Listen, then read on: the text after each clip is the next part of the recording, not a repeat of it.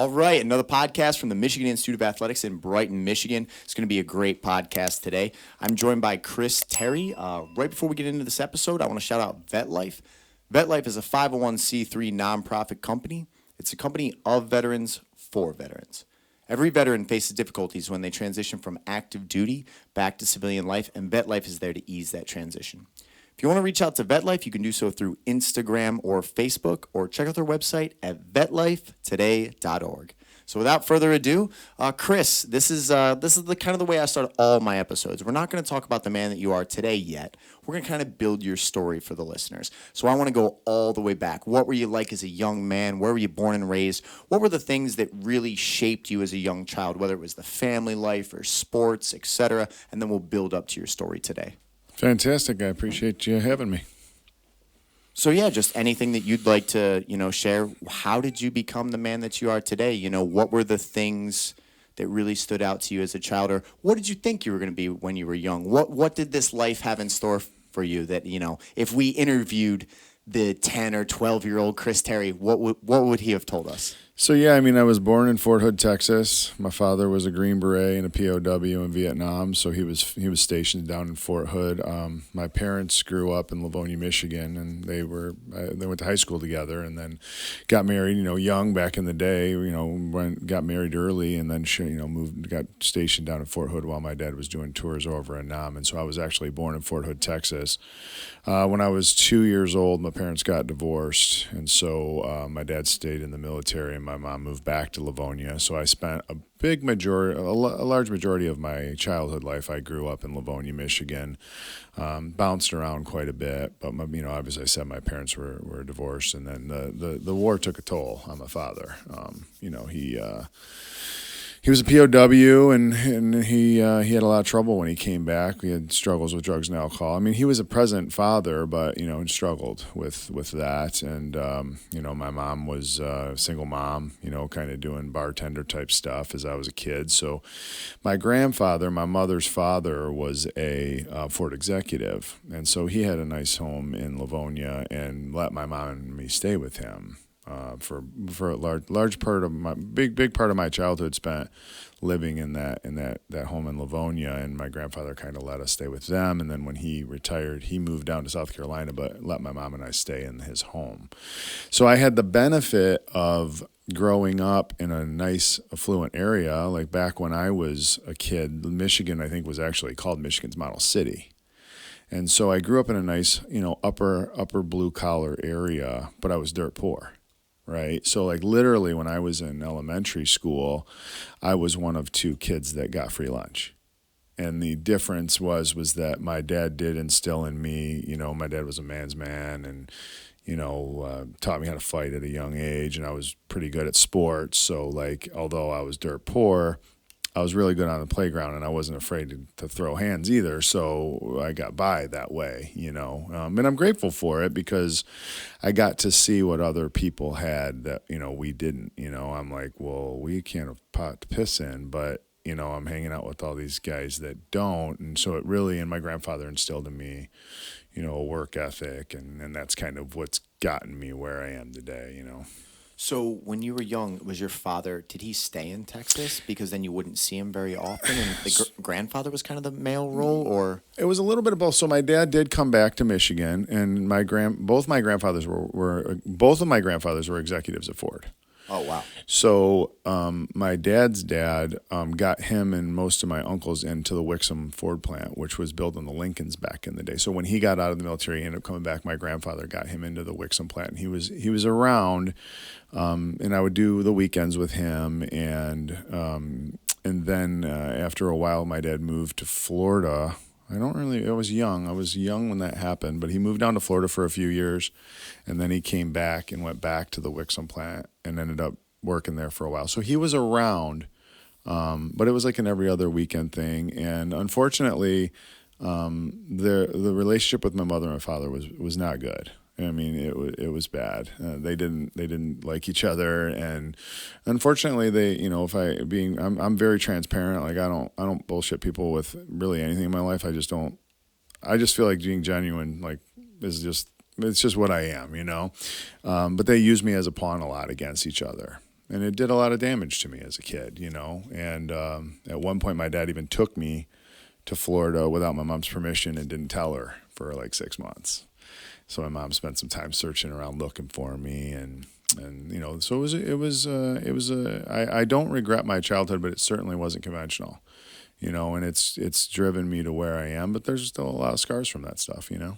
Yeah, hearing the story, it sounds like you had so much perspective going on at a really young age where you're comparing what you have versus other people. Your family dynamic is completely different. You are having a good male influence from your grandfathers. They're both successful men, but then you're seeing the duality of like when you don't have your things together, how crazy life can be. There was probably so much forming of your psyche in that young age because you're forced to be in this situation that's not ideal, where you can just kind of, you know, have cruise control set, mom and dad are going to be home, dinner's on the table, you have the normal.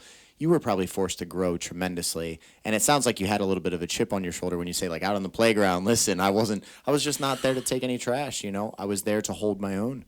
Yeah, my dad taught me, you know, again, Green Beret POW, like, you know, he taught me at a very young age, like there's no rules in a street fight. You know, there's a winner and a loser, and we don't lose. And, you know, and I'm grateful. Like I say to people, like my dad taught me a lot of what I needed to know about the street. And he taught me quite a bit that I needed to know about sports. And my grandfather taught me a lot about like the real, you know, the world, right? Like there's, you know, you got to do a job, you know, work hard, you know, be good in school, and, you know, you can be a Ford executive and have a nice house where, you know, now my mom and I are living in it, you know, because my mom, you know, didn't do those things. So I mean, I'm always grateful, but yeah, it's a challenge, right? And so like I don't want to fast forward too far, but like I am happily married and I have two small children, and my wife comes, and probably ironically, my wife and I gravitate towards each other because she comes from a very broken childhood, right? So we kind of came together, and one of our real bonds is that we are trying to break the cycle, right? And so I have two kids. I have a daughter who's 11. I have a son who's 8. And my wife and I have no role, like we have no roadmap for what a traditional home looks like. It certainly doesn't have any money. It doesn't have a mother and father that even love each other, much less eating meals together. So we're trying to navigate the world together, trying to be the influences that we want our children to see without really knowing what it looks like, you know? And so that's a challenge sometimes, you know, where we're trying to, you know, my kids think, you know, I live in Brighton and we do well. And so I'm like, you know, we have a boat and we have a pool, and, you know, I'm like trying to let my kids know, like, this isn't really the real world all the time. Like I grew up, like, you know, my wife and I get my kids to bed and up every morning together. Like nobody got me up. You know, I mean, I got up, I made myself a bowl of cereal, threw some clothes on, went to school. You know, and I'm like driving my kids to school, you know. Then, I mean, you truly did break the cycle, man. And so many people that I meet in my life, that I interview, that I know, fighters that have made it, people that are successful, so many times they come from like damaged, difficult backgrounds, because you are forced to stretch and grow even when you don't want to. You are forced to grow. And then you have a different appreciation or gratitude for good things in your life, for good people, for good relationships, because you know what the opposite of that is. Yeah. You understand how terrible life can be. And then I think the difficulty actually shifts to, how do I get my children to have the characteristics and the qualities that will allow them to persevere through this life, or have the self-confidence or these things, if they have an easy roadmap. I mean, are you experiencing that? 100%. Like I'm successful by fear of failure. My children don't have that. Right. And then I want to give them everything that I never had, but I don't want them to be spoiled little shits either. Right. So like there's that balance of like, hey, can I have this? And yeah, absolutely, I want to give it to you. But then I had to like literally, there was a time in my life where I was selling, like my mom did these stupid little knitting things, and I learned how to do it, and I sold it door to door just so I could have speed skates to go to the thing. Right. Like I literally went door to door knocking, saying, do you want to buy these? They were little like placemats. And I sold off to get $100 to buy some speed skates that were like maybe middle of the road, where my friends had these sweet speed skates and I got these fair ones, but at least I had them. But like my kids, so I'm trying to instill in them like hard work and all of those things. And, you know, we do work with business coaches and life coaches and things like that. And like I literally was talking to one the other day, and, you know, and I'm like, well, I'm trying to make sure that these kids know that like, you know, I'm successful at what I do, and I believe in life because I'm willing to work harder than most people. I'm willing to do what others. I have quotes that I live by. I'm willing to do what others aren't, so I can have what others can't. You can't beat somebody who doesn't quit. You know that. You're a fighter. So yeah, it's a challenge. But I mean, I'm grateful. I am. Like I wouldn't. I haven't had a relationship with Ma since I was 18. I haven't spoke to her really at all since I was 18 years old. I'm not proud of that. It doesn't make me happy. It doesn't fulfill me. It's just the way that I think my life needs to be for my life to be what it is. So yeah, I mean, I would change some of it if I could, but I can't. So I got to embrace it.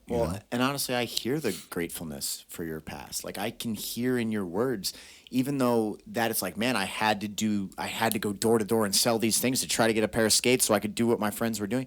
But that is such a precious moment or valuable experience. The fact that you had to go around, you were learning real world social skills and sales skills as a child out of desperation almost for a desire that like I just want to be able to get these speed skates. You clearly remember what you were working towards and what you had to do, and that is like that ratio can be put into anything. Yep. There is a certain amount of work ethic or drive that you're going to have or willingness to get something done to receive this type of reward. And it's like if you haven't gone through that experience over and over and you think that life should just hand you things, it can distort your perception so bad that all of a sudden you're like, this isn't fair. Right. Why is life doing this to me? And a lot of the people that come from the background like you, they don't have that mindset of like, this isn't fair because it's just life. And you're like, well, what can I do about it? Right. Life's not fair. 100%. I tell my kids all the time, second place, first loser. I was talking to my son the other day, and my son's 8 years old. He's like 4'10". He weighs $120, and he's not overweight. He's a big boy, right? And if he didn't look just like me, I'd get a DNA test, but he does, And he's really, we got him playing contact football, and he's very good. And and I told him, I said, he's like, I want to play football. I'm like, well, that's great. You can do that. I said, but like the difference between the haves and the have-nots is that they work harder.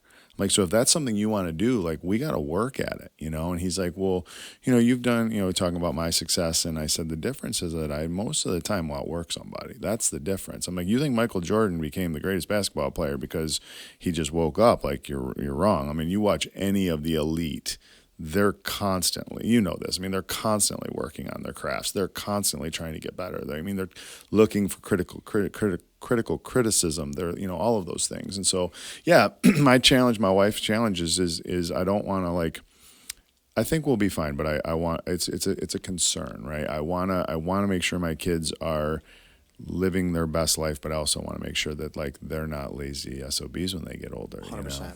I hear a lot of the old school style thinking that you have that I think is desperately needed nowadays, where it's getting back to the personal responsibility, work ethic, stepping up to the plate. You have to go get what you want in your life. It's not going to get handed to. I'm hearing so many of those things now where a lot of the people I feel like that are struggling out in the world that are, things aren't coming together for them. They don't realize it starts with you. 100%. It starts with you every time. If you are not satisfied with what life is giving you, you should stare in the mirror and say, what do I need to adjust that changes this trajectory to get to where I want to be? Not what is holding me back out there. I hear that in your words. Oh, 100%. Like you literally said, I tell people all the time, you got problems in your life, start in the mirror. Because everything starts with you. Everything. Every relationship you have, you are in those relationships voluntarily. Everything, you want to make more money. Well, everything can be fixed by start in the mirror. I heard somebody say a long time ago, you run into more than 2 assholes in a day. Check the asshole in the mirror, right? And that stuff's all real. Don't victim me about anything. I think the world's getting soft, man, for real. Everybody, not everybody gets a cookie. It doesn't work like that, and I think the schools are doing it. And I don't want to get into a bunch of political stuff here, but not everyone should get a trophy, man. That's not how it works. I didn't get a trophy every time I played. We got trophies when we won. And I don't want it to be I understand we don't want to have we want these kids to have fun. No question about it. I mean, they're kids. They're developing, all of those things. But you also can't give last place the same as first. It just doesn't. 100%. Or you kill the drive to pursue greatness. If you're already great, and if we could all just instantly be the winner, then no one would work for anything, because there's the real growth as a human being is in the journey. It's not in the destination. It's not in the winning of the race. It's in the preparation, or who you had to become to get to that level. Now, some people might have natural attributes. Well, guess what? You're going to have to outwork them. You're going to have to learn skills. You're going to have to develop yourself. We need to get back to this type of thinking. I could hear it in your story, and I mentor for Reaching Higher at multiple different I know locations. Reaching Higher. So I just did Brighton's last session Love at it. Brighton High School, and I'm actually doing their next one again at Brighton High School. And one of the things I had a little bit of a dispute with one of the teachers on was they were talking about like affirmations, about like just saying like, I am confident. And I really pushed back, is like, that's not how it works. You can't just claim, like, let's say you lack confidence terribly in your life and you're like, you know what? I'm confident now. Right. The next action you take that shows that you are not confident, which is why you are upset that you're not confident, is going to destroy that illusion further, and you're going to sink further down, because you were just told the way to be confident is just affirm yourself to be confident. No, you build confidence by doing difficult things, pushing yourself outside of your comfort zone, learning new skills, acquiring things, and then at one point you'll have a pool of data in front of you where you'll go, look at these things that I've been able to accomplish that I didn't think I had within me, or look at these connections I made, or whatever it is. Maybe I should be a little bit more confident in what I can do. I didn't even think I could do this, and now I've done it. And I think if we can get back to that type of thinking, it empowers people. Because as soon as you view yourself as a victim, you might think you're fighting like the oppression or the difficulty out in the world. You're only cutting your own legs out. Because the person that's got to save you is you. Yeah, so we could probably go off on a tangent on this forever. Yeah. We'll cut it here. We can do it all day. But I felt the exact same energy. I teach all my fighters this way. This is the method of thinking if you want to be successful. I don't care what you want to do. Whether it's in the business world, or whether it's in the ring, whether it's in a relationship. You want to be the best father, husband, friend. It's the same. Like, if we broke it down to black and white simplicity, it's the same things repeated. 100%. And the thing of that is to your point, is that you have to practice. Everything. You want to be, I have challenges all the time with my kids. I fail, right? Like, I don't do well sometimes. You have to practice. You have to be consistent. You have to put in the effort. And the problem is that, the reality of it is that most people are lazy. They don't want to do that. And this is such a, now world, right? Like, everything, our phone, like, everything is right this second. And there's and I do worry about that for our children. Like, everything is now. Like, they don't even have to go to the damn library to get a book to figure out the answer. So they just Google it. So why would you pursue something that's going to take you half a decade or a decade to acquire mastery and an expertise that could provide incredible fulfillment to your life and change all kind of things for you? But why would you do that if you can get an instant dopamine hit by getting likes on Facebook or Instagram or whatever it is? 100%. It's going to be a strange new world that these kids are going to have to navigate that we luckily dodged. The technological revolution was just coming into the picture. It wasn't like, hey, let's compare myself to the whole world every single day and look at all my shortcomings and how everyone is greater than me because they got more likes on a photo or whatever it is. Right, and everybody has a microphone now. Everyone. Right, everybody's got a mic. So now, no matter what, and like my wife, I'd challenge my wife. She'd get into some things on, Google, whatever, right? And she'd come back to me with data, and I'm like, well, where's the source? And she'd be like, well, I'm like, you got it. Come on, babe. The source is like any idiot can say what you just told me. 1 + 1 is 3. Right. Everyone share that to the world. That's real. That's real. That's now. reality. Now. That's it. It's on social media. Therefore, it's 100%, man. So I wanna cut back because I don't want to bounce too much on your story. So you're a young kid. You get into high school. You've had tremendous personal growth from all these things that you've had to endure as a young kid. You're probably naturally either a loner at that point, or you have enough self-confidence that you can just be in any setting you want. Generally, it shapes itself in one of those two ways. What did you think life was going to have for you when you were graduating? You're getting out of school. What are you going to do? Your father was military. Were you thinking military? Were you thinking college? Were you thinking, I'm just going to be a worker and find my way through? What was kind of your aim? So I was blessed what my grandfather had taught me, and everyone had always said do well in school, but I was blessed that I'm pretty intelligent. So I got really good grades with very little effort. So I got lucky there. So as a high school kid, I was friends with everybody. I really was. Like, I had friends in almost every demographic, and I kind of hung out with the stoner jock guys, and I skipped a lot of school, but I graduated with a 3.7, and I knew that I, wanted to do some college, so I ended up going to Eastern. Went for a business administration. I didn't really have like this vision of, again, I really didn't have, other than my grandfathers, I didn't really have, my dad was a line guy and my mom was a bartender, so I didn't really have like a role model or something to look up for, and I didn't really have a passion. I didn't like go, I want to be a lawyer, I didn't have that. I was like, I'm going to go into business, I'll figure it out, whatever. And then after I got through, with my college, a buddy of mine, his parents owned a couple they owned 2 Mobil gas stations in Detroit, Michigan.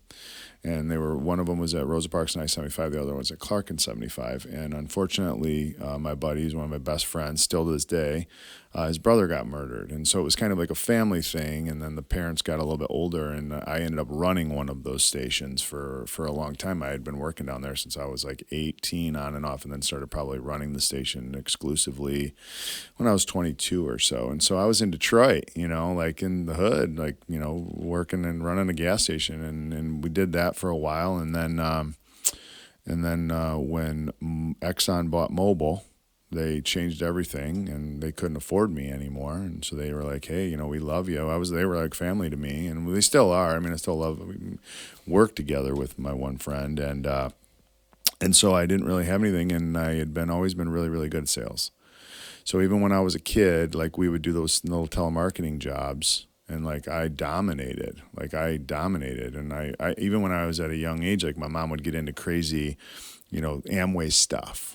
And she would actually ask me to present at like 12, 13 years old to a room of adults, selling them on how they should do the Amway. She's like, you're just better at this.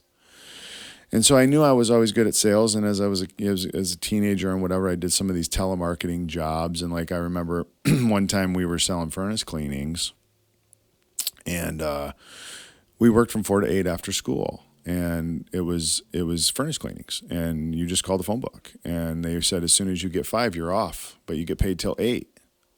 I'd have 5 by 5:30. I'd go get in the car, and I'd leave my buddies there, come pick them back up at 8, and I was doing that consistently, and to the point where the owners came, and I'm like 16, 17-year-old kid, like I'm like, man, I just want to get paid for nothing, And the owners came and met me, and they were like, how are you doing it? And I'm like, I don't know, man. Like, what do you mean, how am I doing it? I just call them and get the thing done. Like, I don't know. What do you mean, And so they were like, well, if this kid can get 10 in an hour and a half, how many can he get in 4 hours? So they kind of took the spiff away, and I was like, well, then F off. I'm not doing it then. What's the incentive, And so I had good success with that type of stuff. And so when Exxon bought Mobil, I had a buddy of mine who worked over at Rock Financial, which is now Quicken Loans, Rocket Mortgage, and he was like, you got to try this, And so I did, and I became one of their top people very, very quickly, and then the rest is history. Now I am where I am. I've been doing mortgages since I was 27. It seems like you, as a young kid, you learned that dynamic. You learned how you had to go door to door, interact with people to be able to sell them something, because sales is not about the product. The product is almost irrelevant. It 100%. is just the interaction between people. Where do you think that skill came from, or why were you so naturally good at it? Do you think it was really because of the self-confidence that you had built up in being like, you've already had a tough life as a young kid, so it's like, man, what is having a conversation with a stranger who might tell me no, I'll call the next one? Was it that?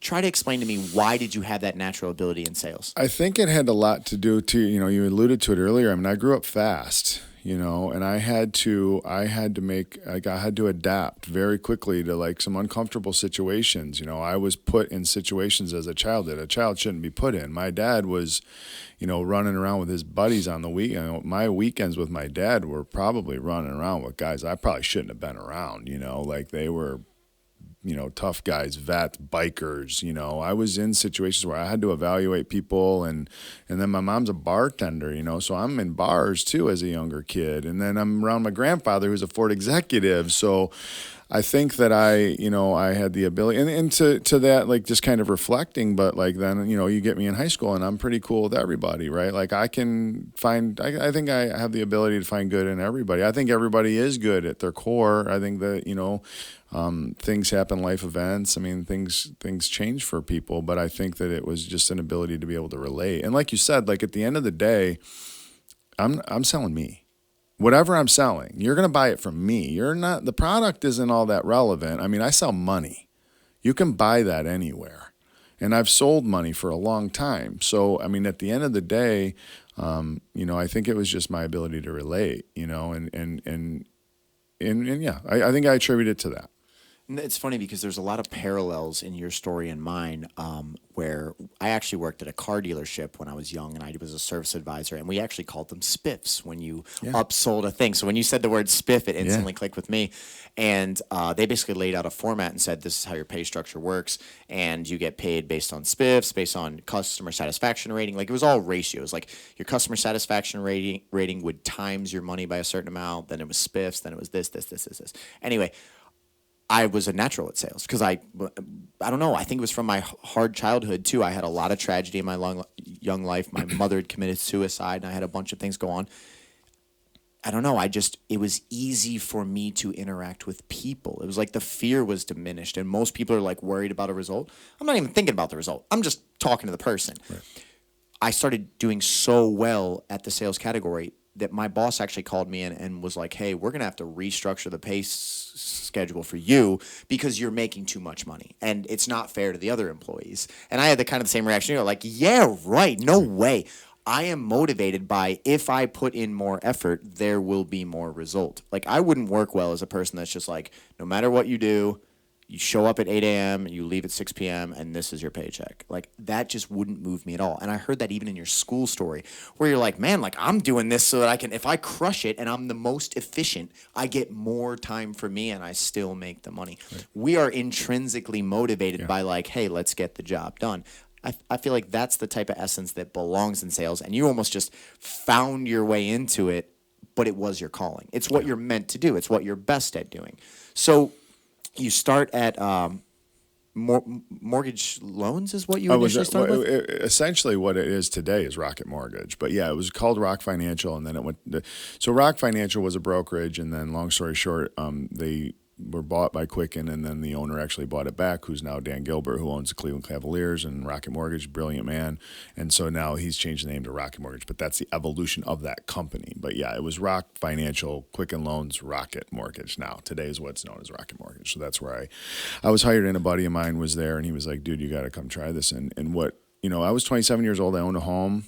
And I didn't really know what I was going to do. I mean, I had money saved up, and you have a family at this point? Nope, I'm single. I didn't even consider a family until later in life. I had a lot of fun when I was younger, and doing some fun things and things I probably shouldn't have been doing, but just living. Yeah, I was living, man, to say the least. But no, you're young. You've got money. Things are working out for you, and you're taking each day as they come. You're not. Yeah. Hey, I need to settle down, because you can do that when the time is right. Yeah, and so what got I tell people all the time, like, what excited me about our business is that it's unlimited earning potential. And to me, that is very sexy. Unlimited earning potential means that that's on me, and I'll take me. And so I went in and I dominated it. I did very well, very fast, and shot up the ranks very quickly. Was a top loan officer there for several years, and then I just my eyes started to get open to the market and different things and people in the business, and started to learn more. And I just made the decision at a time to where I was like, I should get out of this and go to a broker shop that I can be of more service. And so I went over to a broker and ended up becoming the president of that company and helping build that company. And then I moved around a little bit, and long story short, I ended up running. I got kind of I don't want to get into. I mean, I'm happy to do it. I don't want to waste too much time. But honestly, I don't want you to skip that, because a lot of kids nowadays, they think there's a ceiling right where they're at.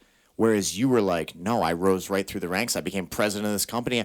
I think, what were the lessons that you would share for others? Why you? I mean, because for all the people in the company, anyone could have rose up to president. Why was it you? Well, it's work ethic. I mean, I worked harder. I was successful. And so it's funny when I got interviewed at what was Rock Financial, Quicken Loans, blah blah blah. The first loan officer interview I ever had, like I told the guy, like I was like, I told him, I go, I'll dominate. I'll do awesome. I'll be one of your top guys. Blah blah blah blah blah. Well, my friend got me in, and his friend was the manager. And I'll never forget that the vice president went to the mutual friend and said, "This guy's too arrogant. I don't think we're going to hire him." And I got told this after I got hired, and I was like, "How the hell can you be too arrogant in a sales position? Give me the arrogantest guy on the planet, and let me see what happens. Let me see the results, Right. but at the end of the day, have that energy that you're going to dominate. Am I going to hire you that goes, I think I can do it? Or am I going to hire the guy that goes, I'm going to dominate? So I just always find that funny that he said that I was too arrogant. They almost didn't hire me, and so I did that and did well and got into the broker side. And But there was a shift that took place because it sounds like you're making money, you're young, you're crushing it, you're dominating. But then something changed, and you wanted to branch out on your own. I'd really like to hear what caused that chapter to change. Yeah, I mean, what was really happening is that back in the day, we were really an order-taking shop, right? And so we were only doing Premier Credit. It was a refi boom, if you will. So we were doing only refinance, which was fine. But What then, timeline is this?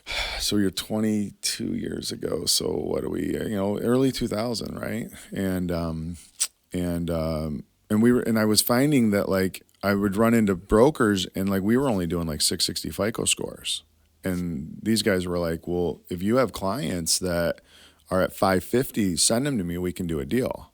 And I'm like, what? And they're like, yeah, like we have programs down all the way to 550. And this was back when we were loaning money to anybody with a pulse, right? But we were only doing Premier stuff because there's a business model there. And so after a while, I was like, man, like I'm losing out on tons of business. Like, what do you mean? Like, you guys are closing stuff with 580 FICO scores in your sleep? Like, I don't even touch it. And so I was like, I gotta look into this. And that's where I said, I'm moving out. Like I want to be able to do all that business. And so I went over and I was a broker and we started killing it over there. And then I'm like, well, why don't we build this thing? Like, let's get some loan officers. Let's make some money because I mean, let's just be honest. The easiest money is money made on other people. I mean, that's why business owners are business owners. That's why people work for other people. Like, that's why the people that own the companies make more money because you work for them, So we built up a nice little brokerage, and we had, I don't know, man, I think we probably got up to 20 loan officers, and we were doing really, really good.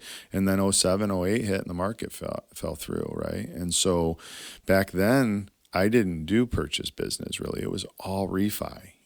And like I didn't really like purchase back then because like I'm like, man, everyone just yells at you. There's contract deadlines, and I'm just getting bitched at by agents and buyers, and I'm like, I don't really like it. And then the floor fell out, and I had, you didn't even know if the transaction would close because the market had dropped so bad that like your refinances, the values weren't there, and the appraisals didn't come in, and next thing you know, you got 20 deals in your pipeline, and like 5 or 6 are closing, and 10 or 15 are dying, and I'm like, man. This isn't gonna work. And I'll never forget. I was sitting there and it was like the devil and angel on my shoulder, and the devil was like, "We got to get out of here and figure out something else. This isn't gonna work." And the angel was like, "No, this is where we need to be. We just got to do purchase. Screw this refinance stuff because people are always buying and selling houses." And so I just literally changed everything about me. And I'm like, I don't like purchase, but I'm gonna figure it out and I'm gonna get really good at it. And that's what I did. And then I had some really key relationships, some realtor relationships that are,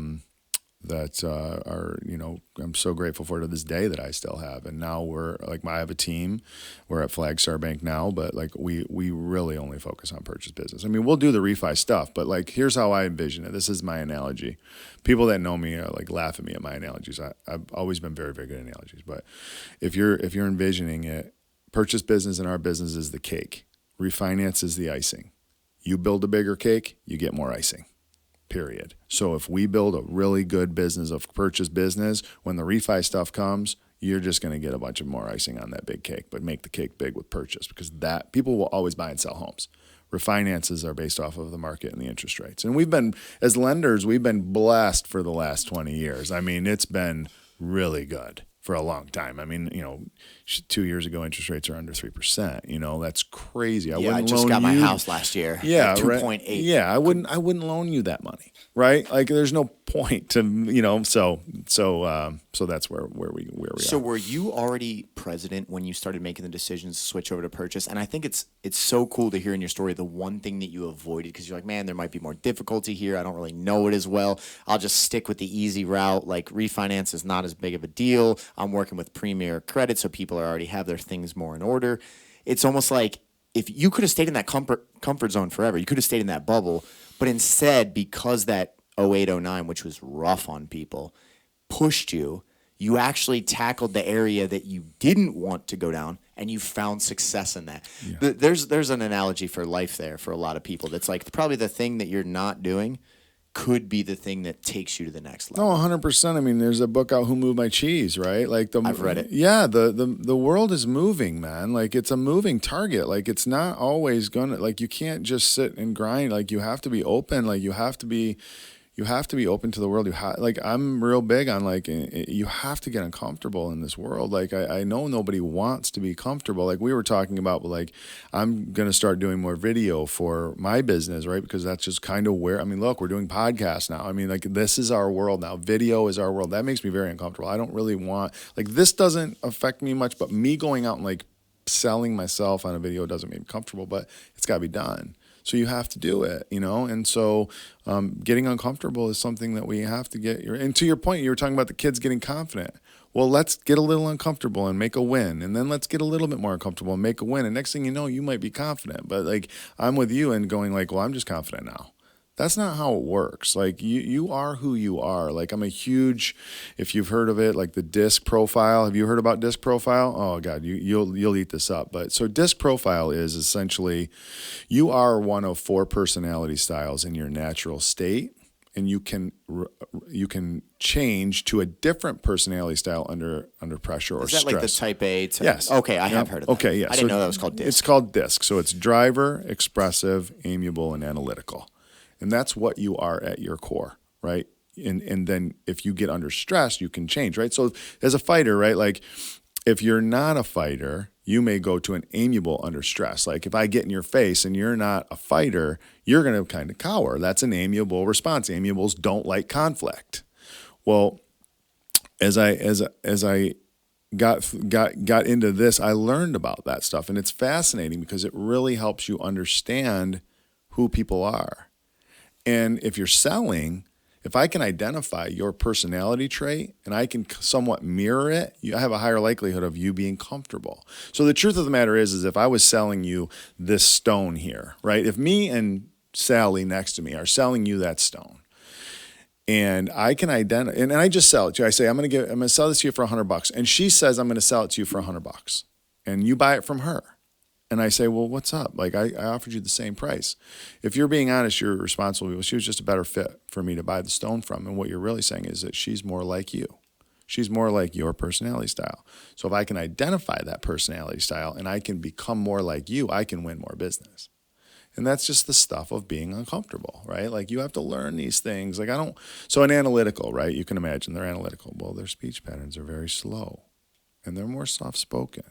So if I'm speaking to an analytical, I need to say, hey, we're going to go through this number line by line, penny by penny, number by number. So you're very, very comfortable where every dollar is going. Does that sound good to you? To an analytical, they're like, oh my God, I love this guy. And I'm like, I want to kill myself right You're like, now. I can't even stay in this. This is the last thing on the planet I want to do. But if I don't do that, you're hitting their frequency. Correct. You're making it in a way that they're like, oh my God, like this guy gets it. He understands what I need to see. Versus if you're less, you're just on top of boom, boom, boom, boom. To them, that might be just, like they're still processing the information. You're already trying to close the deal because it's your normal state to like, Yes. Let's get it done. Let's be efficient. We don't need to read every single line. Do you understand what this text says? 100%. That's a huge horrifying point. to an analytical. Me, as my natural state, I'm a driver as a natural state. My natural state to an analytical is horrifying because I'm quick to make decisions. I'm bottom line, right? You're a driver. I could tell when I met you. We're bottom line. When we buy the car, how much is the payment? How much does it cost? When can I have it? An analytical wants a carrier fee. I don't give a damn what the carrier fee, but it's very important to them. And if we don't acknowledge that as a salesperson to them, you're going to lose them. Because the analytical loan officer will talk about the carrier fee. And they're going to do business with them because that makes them happy. So and you can do that with everything. And here's a funny thing that's very, very true. So if you look at, if I don't know if this will come over on camera, but if you look at it like this, if this was the thing, you have a DISC, disc, driver, expressive, amiable, analytical. When you cross up, the driver and the amiable see the world very, very differently, and quite frankly, don't really love each other when it comes to like seeing things or communicating. Same with the expressive and the analytical, but they get married. That's me and my fiance, dude. We are the opposites. Mine too. 100%. I'm married and amiable. And the reason that is because we are fulfilling each other's weaknesses. Yeah. My wife is potentially the nicest person I know. She's an amiable. She loves everybody. She wants everyone to be happy. Very afraid of conflict. Super sweetheart. And I'm not. I mean, I love people and whatever, but like, I'll tell you how I feel. I have no problem telling you to piss off. If I don't like my landscaper, I'm going to fire him in a second. My wife will keep the same landscaper for 3 years because she doesn't want to tell him he sucks. I'll just walk out and go, dude, you suck. You got to go. Right. And but it's interesting. When you learn those things, it's interesting. And it helps you with the world, right? It helps you with life. So like when you are talking to somebody who like wants to go over the thing 5 times that you've already told them once, twice, you're like, dude, and that's just who they are. Right. And so for me, like I have several businesses, but like I try and do business with analyticals because they'll go read all that crap that I don't want to read. Just go read it all. You want to do it anyway. And then just tell me what it says because I don't want to read it. So do business with people that are your weaknesses. That's wild because it's the same way you appreciate your woman's, opposing thoughts and processes you appreciate in business because you go, this makes me better by having the people that fill in the gaps that I don't have. Yeah. And at the end of the day, if you're the captain of a ship, you need someone else doing the other duties as well. Otherwise, the ship doesn't sail effectively. So my fiance has made me a better man because it's made me. Sometimes I get tunnel vision, and because I think in one method, I'm very straightforward. Mm-hmm. I trust my decisions. If I have a strong stance on something, it's because I've already thought it out, had a substantial backing. So I'm just yes, we're going to do this. We're going to get this done. And she has made me grow so much because I'm like, how in the world did she come to this, thought process or this reaction or whatever it is? And it does make you better. It actually 100%. It makes you grow as a person. This is also like a lost art. Mm-hmm. Where are kids learning this anymore? Right. People live through a device now. They live behind a keyboard.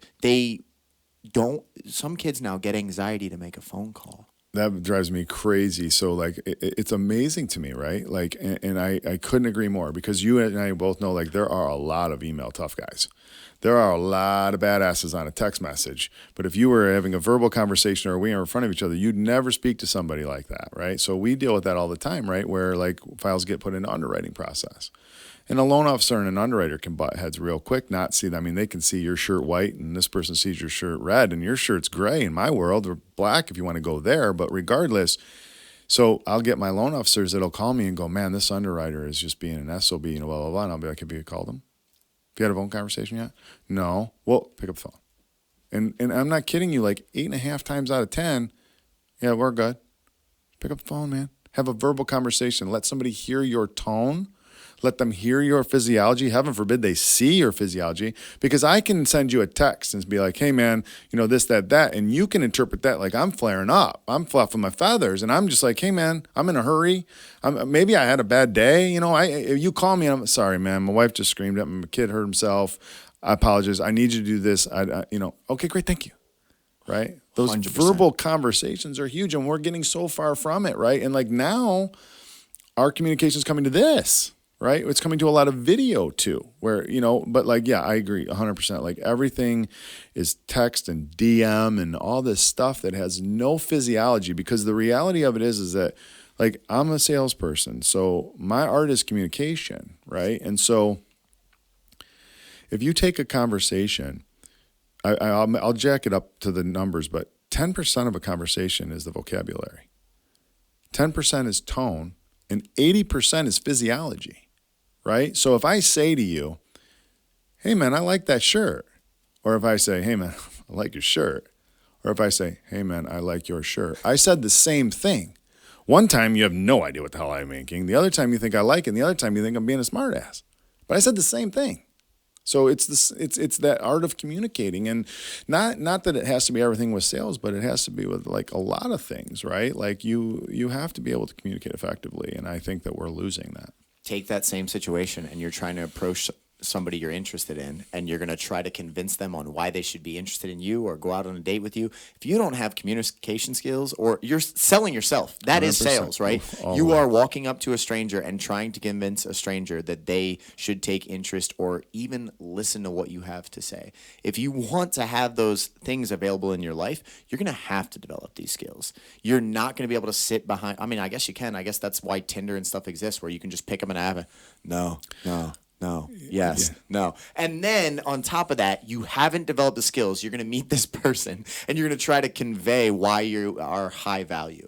It's not going to work out. It's like I've been trying to tell these young kids. It's funny that today's Friday from 2 to 4 p.m. If you're a fighter on this team, we have a thing called content creation, where you have to film interviews, you have to produce a video, you have to improve your speech patterns, because if you're going to be a professional athlete, you are a brand, whether you like it or not. Maybe you kind of shun the spotlight. Maybe you're someone that's like, you're a fighter, but you're like, yeah, you have to. The world needs to see you as an entertaining product that they want to tune into.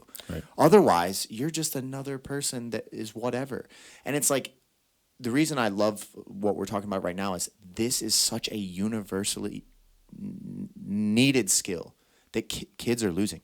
Oh yeah. The next generation is losing it quickly. And the more you are handing out participation awards and bringing the bar down for what effective communication really is, and what being truly articulate, not just like blah, making yourself sound ridiculous. People are going to quickly pick you apart, and they're going to say like, wow, this guy barely knows what he's talking about. You can tell someone that has expertise on a topic, if you're an expert in a topic, like within 10 seconds. Absolutely. If you start talking to me about jiu-jitsu, within 10 seconds of conversation, I'm going to know whether you legitimately know jiu-jitsu, whether you've lightly messed around with it, or you have no idea what you're talking about. You're going to know very, very quickly almost everything you need to know. You're going to know, like, all right, this guy's probably been around the gym for 2 years. This guy's been around the gym for 20. This guy doesn't know what the hell he's talking about. 100%. But communication is like the basis of all this. Forming good relationships, fixing relationships. If you have terrible relationships in your life, the number one thing you can do is start communicating more. 100%. Even if it's uncomfortable. Even if it's 100%. like, man, I got to call you out for the things that you did that really hurt me, or I got to admit where I was really wrong. Communication is the baseline. And we are now creating a society where communication is getting so distant that you never have to look at the person you're talking to. You can say whatever you want. I think one of the biggest, like I try really hard, but I think one of the biggest fails we do as a society is we're not saying I'm sorry and we're not saying thank you. We're not, right? Like if you screw up, man, and truth be told, I didn't learn this early enough, right? But again, I've had business coaches and life coaches and all of these things. And I remember early on in my life, in my relationship with my wife, and my wife and I gravitated towards each other because we were so dysfunctional. I mean, when my wife and I met, we had a great time. We were a mess, just young and just bad childhoods and just running and gunning and blah, blah, blah. But like, I remember very early on when we started getting very, very serious and whatever. And my life coach at that point was like, well, next time you do something stupid, why don't you say you're sorry? And so I did. And the reaction from her was priceless, because she was like, she didn't know what to say. I said, I'm sorry. She was like, okay, thank you. And it was amazing, right? And I was talking to a friend of mine. I went to an event last night with my wife, with my wife's friend and my friend. We had mutual, I carpooled with her, and we were talking about him. And she was like, yeah, he's struggling with another mutual friend. And I said, why? He should just call him and say sorry. And she was like, well, I go, no. And here's the other thing. Don't say I'm sorry, but. Because all you're trying to do is justify just say, I made a mistake, and I'm sorry. And I hope you can forgive me. That's powerful, man. And the other side of that is like, if somebody does something kind for you, like give them a call and say thanks. It goes a mile, man. Like if somebody calls you and says, hey, hopefully I'll have enough fortitude in a couple of days to shoot you some type of message. Say, hey, man, I really enjoyed this because I am enjoying it. I appreciate you taking the time to do that for me. Making someone else feel good, it's not that hard. It's so simple. It's very little effort, right? And so I think, and I think that's amazing that you're teaching these guys that stuff, because there's a way, if you're going to be in the spotlight like that, if you're going to be a professional, and even if they're not, right, like they're getting uncomfortable. I'm sure there are many of those young men that are fighters that are not interested in doing what you're doing, and they're going to be better communicators, even if they're not great fighters. But yeah, absolutely. You're a product. You're selling a product. I mean, you're not just, there's very few.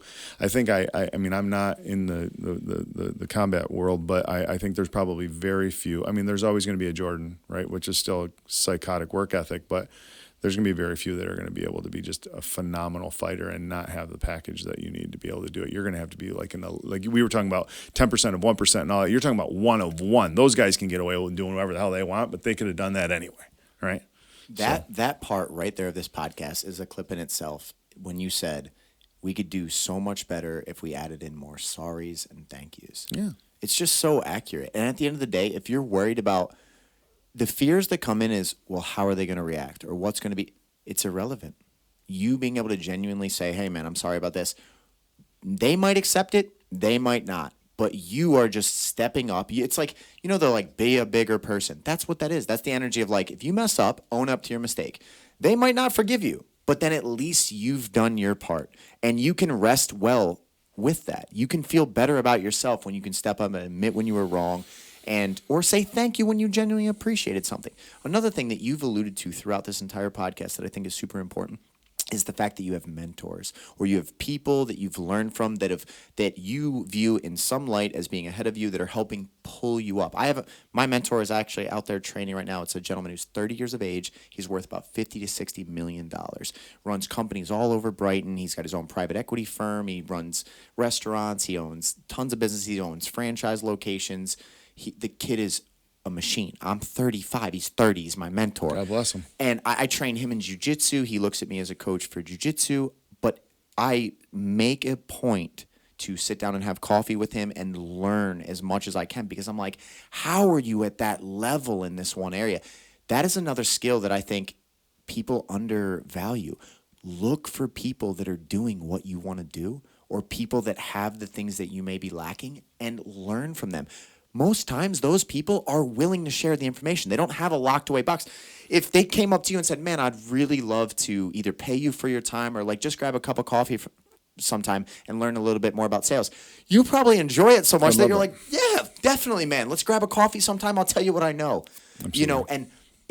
Kids and young people that are trying to climb a corporate ladder or trying to get to a path, they need to realize the value in taking in, mentorship and things like that. No, 100%. Like we're not like everything that you need to do anything you want in this world is available. And quite frankly, I would argue it's more available than it ever been ever, right? You can Google anything and get some form of opinion on anything. If you're and all of these things, like they're not new. If you're the smartest guy in the room, get out. If you're the most successful guy in the room, get out. Period. Like, yeah, absolutely. Like, you need to be able to go and say to somebody like, hey, I don't know so much about this, but you do, and I'd love to hear. Like if I had kids, younger kids that are getting into real estate, they were like, hey, and I always offered them, like, I'll take anybody to lunch anytime they want. I'm an open book. There are way more nuts than squirrels. There's no like, I'm not successful at what I do because we sell money. I can show you how we do it, but like at the end of the day, it's you, it's the mirror, it's all of those things, right? So yeah, no, absolutely. Like Tiger Woods as a coach. Everybody that is great at anything has a coach. So how the hell do we not need to be, you can always be growing, being uncomfortable, getting better, doing things you don't want to do. Like that's living, man. And like I tell my people all the time, like, where I think we lose track of some of this stuff, but like we work really hard. We work a lot of times. I make a lot of sacrifices in my family. I've literally been going for I'm still going until tonight, and I started yesterday. Wednesday morning, 7 a.m. I haven't been around very much, and I tell my guys all the time, like when this is over, when you're on death's door, you are not going to wish you worked harder. You're not. You're going to wish you did some of the things that really, truly make you happy and that you spent time with people that you truly love. And I'm not saying don't work hard, but I'm saying like someone told me a long time ago, whatever you're doing, do it well, right? So if you're on vacation, be on vacation. If you're spending time with your wife, spend time with your wife. If you're working out, work out. But do whatever you're doing and do it well, because you're not, if you're half-assing everything, you're doing nothing, man, And so, and to your point, you alluded to something. One of the things I always gravitate to is a thing that I motto, if you will. You can only control the way you react to any situation. You are in control of the way you react to any situation. I can say to you, hey man, I need to tell you, I had sex with your fiance last night. You can run over this table and beat the hell out of me. You can give me a hug and say thank you, right? You get to choose. Sure. However you respond, and that's an extreme thing, but like any little thing, you control your response to that reaction, right? So like your wife says something pisses you off, you can yell at her, or you can give yourself a little time out, get your thoughts together, come back and say, hey honey, like we need to talk about this. But you only control is the way you react to a situation, especially when you're training guys that are killers here too, right? Like you and I both know these kids that you're training, these men that you're training can hurt somebody, right? And so that's something that would be very important to me, right? Because you don't want to have one of these guys fly off the handle. And 100%. I mean, I lay that groundwork extremely clear that like, listen, you will be banned from this academy if you go out there and just beat the hell out of somebody. Right. Like you're not learning this. You could take someone's life. Jiu-jitsu is strangling someone unconscious against their will. Right. The only reason we stop is them tapping. What is that tap really? I'm about to lose consciousness or a limb is going to break. Can you let go? Right. And out of mercy, you reset and you guys go again. But it's like, it's back to the fundamental building blocks. Be intentional. Be conscientious about what you do. Care about anything that your name is attached to. Care about it. Try to be the best at it. Work hard. Represent yourself well. It's like these lessons were kind of the way we taught society in general, I feel like a long time ago. And we've started to blur the lines more with like nurturing and emotions and how you feel. And it's like those things are relevant, but the simple building blocks withstand the test of time. If you do these things and you build yourself into this type of person, the world has more opportunity than people. Like you said, if you are determined to be something, it is insanely unlikely that you can't become it. It's just what level you're willing to go all in. Yeah. So let's talk about your current position, your current state within the community, within your business, like what you guys do. I know you do a ton with mortgages, but I hear that there's like a deal where you're trying to get into the veterans community more, really serve the people that have served the country. Just kind of walk me through what a normal day, week, month looks like for you in your current capacity and your job title. Yeah, so I'm an assistant vice president, a producing sales manager with Flagstar Bank. So I run a mortgage team for Flagstar Bank. We have six total loan officers. We have 3 assistants, 3 processors, and so we originate residential mortgage. I've been affiliated with VetLife for several years now. I'm real passionate about veterans, right? So like I said earlier, my dad came back from Nam and he wasn't well, he was heavily into some drugs and alcohol, and he was a mess, like he had PTSD when we didn't know what PTSD was. And I remember when I was a kid, like in the mornings, when it was time to wake him up, like I was instructed to wake him up from a distance. I was instructed to hit him on the feet because if he was having a bad dream about war, he was afraid he'd kill me. He was afraid that he would slam me into a wall or something. And it was real. Like I would, I'd say I would live with my mom and my dad got me on the weekend. So we'd crash together. And truth be told, a lot of times he was intoxicated. And I remember him having dreams and like going, what the hell is going on here? Like that ain't right. Whatever he's going through right there ain't right, And so, and then both my grandfathers were in Korea, and I had an uncle who was a gunny in the Marines, was a lifer in Marines. So I've got some military around me, and I just have a profound respect for it, right? Like you can't understand what it's like to be in the middle of a jungle in the middle of nowhere and have no concept of what it, like I remember, and this is silly but it is what it is. Like I remember the first time I ever played paintball, and I was like, man, my dad had this being real. These are bullets flying. These are bullets. Like this is a really scary world. Right, and they're living in that forever, right? Like, and a lot of them are children when they go in. When you're Right, they're 18 years of babies. age, you're a baby. You don't know anything about the world yet, and you get thrown into a war setting where it's life or death every day, and fight or flight is on full response. Your nervous system won't shut off. You can barely sleep. Every bang you think could be, your last moments. Of course that is going to drastically affect people, but like your childhood, you witness the effects firsthand, so it probably gives you a deep respect for those veterans, especially those that are trying to pull their lives back together. Yeah, what drew me to Josh and Vet Life, and I've been donating and helping raise funds for them for several years, and it was just because I think if Vet Life, my dad had the ability. It's a different world, right, today than it was then, because back then it was a bunch of men's men who just rubbed some dirt on it and it was going to be okay, or have a beer and a joint and call it a day, where I think we're a little bit more aware now to some extent. I think we're getting soft as a society, but I think there's some value to that. So it's like pick and choose when we can be soft. I struggle with that, right? But I think that had an organization like that been around, I think my dad may have had a different path. And my dad he has a wife now, and I have a stepsister, and my dad got his life together, and he's done very well. But it took a long time. It was a lot of damage for him, and a lot of pain. And so it's just something I'm passionate about, and I don't think that we give enough love to our vets, and I don't think that people truly understand what that's like. I think that I don't, again, want to get political, but I think it's the politicians that make these decisions have no business whatsoever. Like, I don't think you should be able to be the president of this country unless you've been in a situation, right? I'm not talking about, you went to West Point and you get to say you were a soldier. I'm saying, like, you need to be somewhere near the front lines before you're going to tell my son he's got to go fight for our country. My dad told me at a very young age, he's like, you will not enroll in the military, but if they call you, you'll go. And I was like, okay, like, you know better than I.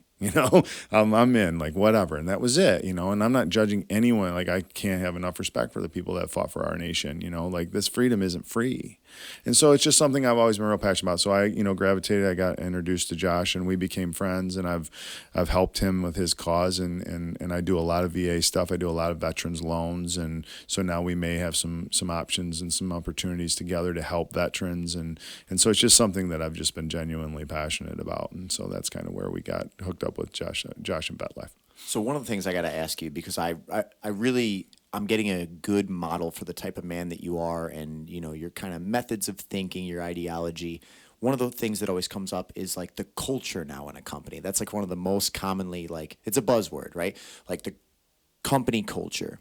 You, as being one of the higher ups and executive in the company that you're at, how would you describe the company culture that you're creating? How do you motivate people that are within the company to be giving their best and performing? Because I'm sure you want to be surrounded by a group of people with that same type of energy. Like, we're all, moving this thing forward together.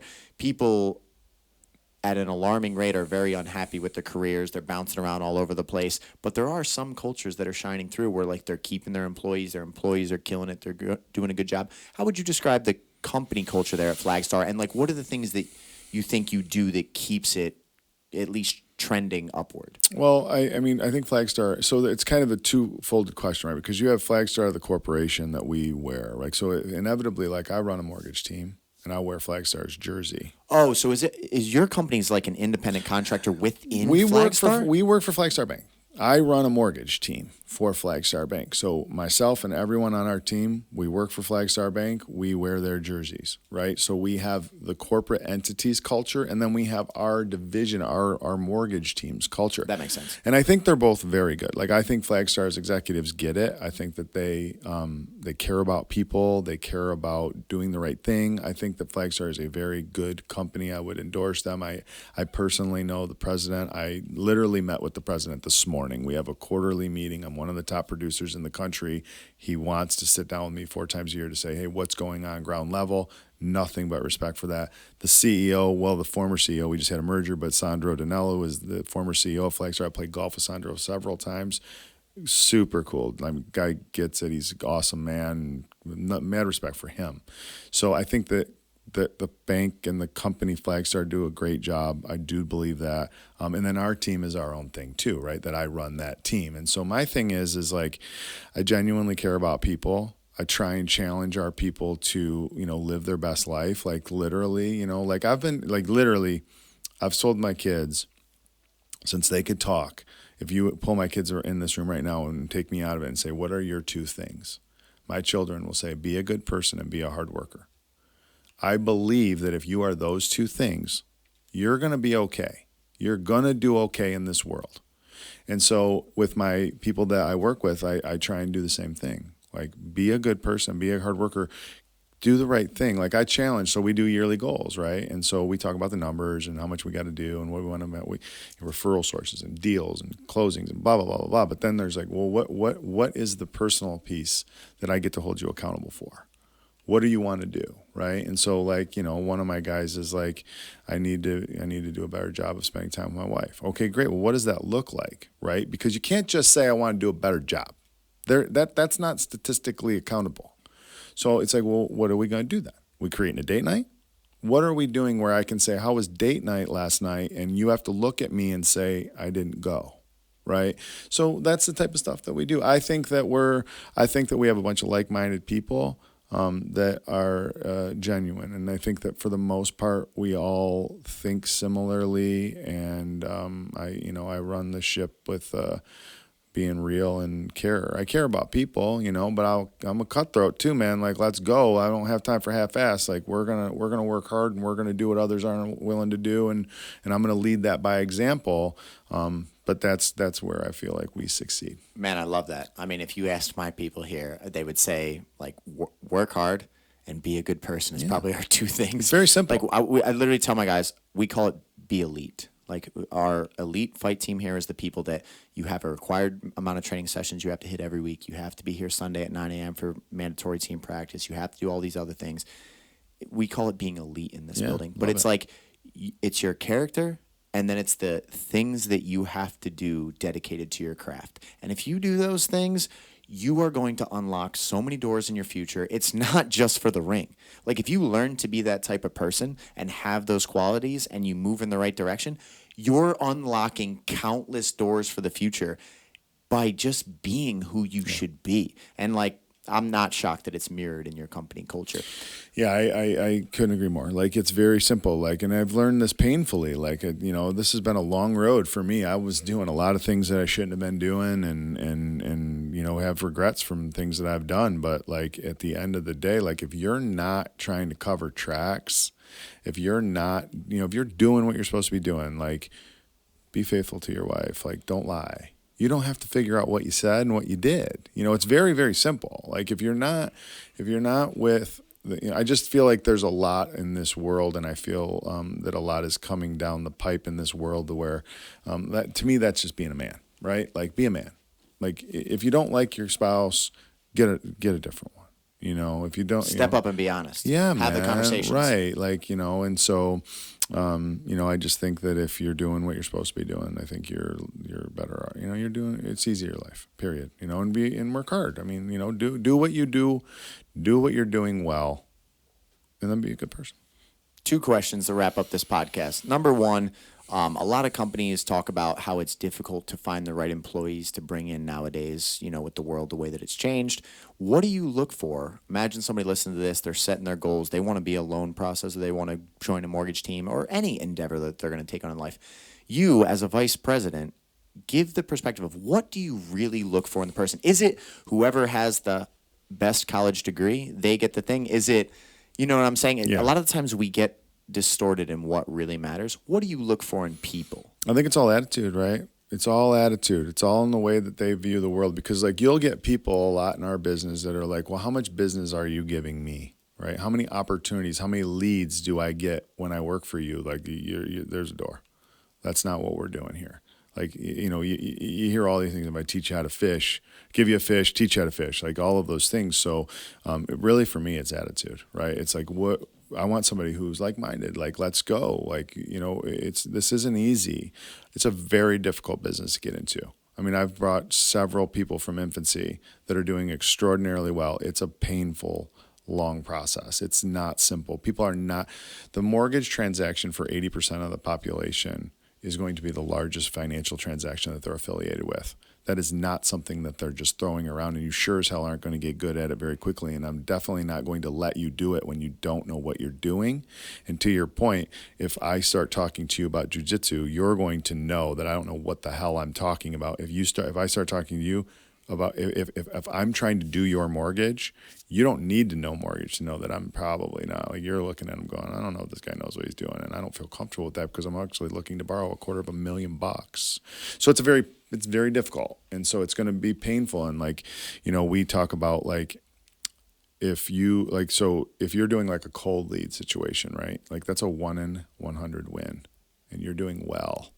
So if you can't get told piss off 99 times without crying and going back to mommy, then this isn't for you, because this is going to be a long road. I mean, I have people that, I've told them that, and it doesn't get easier, right? Like, when I tell you, hey man, in a year you're going to doubt, you're going to have self-doubt, you're going to, and when I tell you, hey, remember when I told you a year ago, you're not going to feel better about it. So it's really, it's not easy. This isn't an easy game to get into. So it's not for the faint of heart. And we want to make sure that we have people that, one, have the right attitude, but then also have realistic expectations that, like, everybody wants to do what we do because John Maxwell, I was actually in a, this is awesome.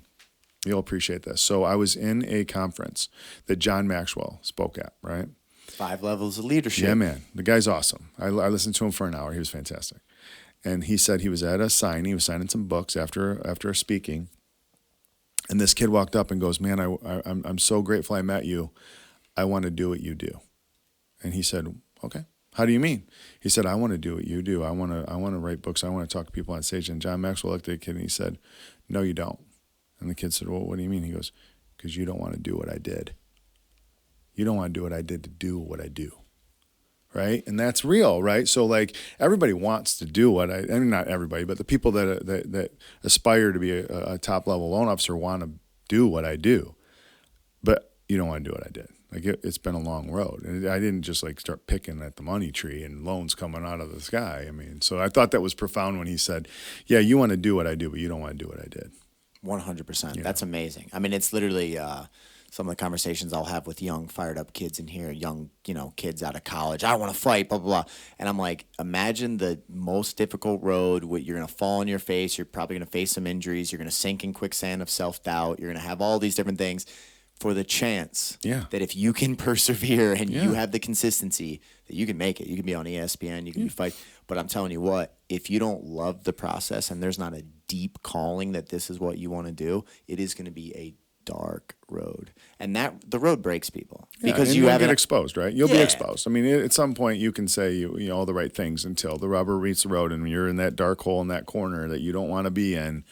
Yeah, you have to be all in. But I love that you said, I look for people. I look for the right attitude in people, because that is what separates people. You could have gone to the right college or have the right degree and be a fraction of what someone else that has a great moral foundation, that is a go-getter, that is going to take advice and go all in and be willing to fall on their face over and over, but they're going to be relentless. They're going to show up. They're going to go. That's the person I want by my side. Every time. It like changes the dynamic, because like when we were growing up, like college was pushed massively. Like if you got your degree, you were going to rise above everybody that didn't. Nowadays it's about people, and it's about willingness in people that are willing to go to war with you. 100%. That's what you need. Yeah, I mean, my thing is like I tell my kids, like, if you just want to go to college and get a marketing degree, I'll just send you up there for 2 years. Go have some fun, learn how to live on your own for a minute, and then let's get back here and show you how to make some money. Because that degree, like, I literally, and I love the kid, and he's doing great now, but like, I hired a kid back in the day who had a double major, marketing and I think business administration from Western, that I hired to be my assistant's assistant. Because he was like, I'm like, why are you here, man? Because you're way overqualified for this job. And he's like, man, everybody that I graduated with my degree is getting $40,000 a year. And I know that if I do what you guys do, I can unlimited earning potential. I can make $200,000, $300,000, $400,000 a year if I get in here with ground level with you guys. And I was like, you're hired. You get it. But then in my head, I'm like, you just spent all that money on that degree. I could have hired you out of high school. So I tell my kids, like, if you want to be a doctor or a lawyer or something, that's fine. But if you just want to like go to school, like, well, then just go party for a couple of years and save us the cash, and then I'll stick you into a John Maxwell training or something and teach you how to make some cash. Then I'll show you the real world. Yeah, and then I'll give you a 0% loan and show you how to make some money. I mean. It's great to hear you say that, because I think it'll help a lot of kids that, they haven't really figured out their pathway, and they're already like, dequalifying themselves just because they didn't, have the money to go here. That it's like, man, if you learn how to build yourself up and you come to the table willing to fight, you'll got a lot of people that'll go to war with you, 100%. and they'll help you build. 100%. So to wrap this thing up, just what does the future look like? Like, how are you working on scaling? Are you currently just keeping the company just with 3 to 5 year goals? Like, what do you see as the project that you're on? My plan, honestly, in the next 3 to 5 years is to start to scale back. Like, I want to be done earlier. I want to live. I'm almost 50 years old. I've always had a goal to be retired by 50. I don't know that I'll ever retire, but like, I'm going to go hard. I'm always going to take care of the people that I'm affiliated with and all that. But my plan is I got some other investment opportunities that are coming up. And so we're going to, it won't be any time in the next 24 months, but towards the end of the backside of 5 years, I'd like to really scale back. I really want to just kind of do the business that I want to do, as opposed to right now I want to do it all because I want to do it all, but I want to be able to kind of pick and choose it and then help build my team and help, the people that are with me kind of take it up a notch and that type of stuff. But I mean, I'm still passionate. I love it. I mean, I'll probably always do it just because I think like people that, know me are like, you can't retire, you'll get bored. And I'm like, and there's probably some truth to that. But I want to find out. I want to go spend the time with my wife and my kids and find out. And going as hard as we go right now, like we go hard, like it's relentless. Like literally, I was at an event last night. I got home at midnight, and I was in Birmingham this morning at 7:45. So it's like, and then I did that. Took another meeting, came here, going to another meeting, got a dinner engagement with my team tonight. It's, so we're going hard, and that's okay. I mean, at some point sooner than later, I'd like to downshift a couple gears and just kind of not go this hard, 100%. And like you said before earlier in the podcast, you want those moments with the family because you never get those back. You want the time with your wife. You want to hug your kids while they're little before they're gone. Yeah, I mean, because the truth of it is like, I've 8-year-old and 11-year-old, and like I don't ever give people any parenting advice that isn't asked for, but like it's fast, man. It goes quick, like my daughter's, she's becoming a young woman, and my son is, we're having bigger conversations. It's not, and so yeah, I want to try and enjoy that, and but I love it. I love what I do, and I'm not going to change that. But it's going to be my plan and vision is going to be looking at other things sooner than later, but not anything in the immediate future. And I see you getting into video, maybe some reels, Instagrams, maybe a studio at the Stuff's place. Happening, you brother. Stuff's happening. We were talking to that right before the episode, is that like with the changing, shifting world and the dynamics of marketing and advertising, like nobody really looks at flyers anymore.